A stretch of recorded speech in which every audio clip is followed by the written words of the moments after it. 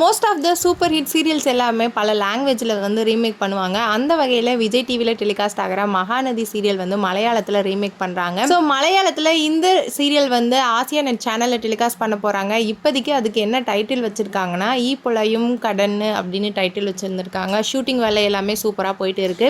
Actress Gomathi Priya அவங்களுக்கு வந்து birthday, அதை மலையாள சீரியல் டீம் மெம்பர்ஸ்லாம் சேர்ந்து கேக் கட் பண்ணி செலிப்ரேட் பண்ணியிருந்திருக்காங்க. அப்போ எடுத்த வீடியோவை இன்ஸ்டாகிராமில் ஷேர் பண்ணியிருந்திருக்காங்க. அந்த வீடியோ தான் நம்ம இப்போ பார்த்துட்டு இருக்கோம்.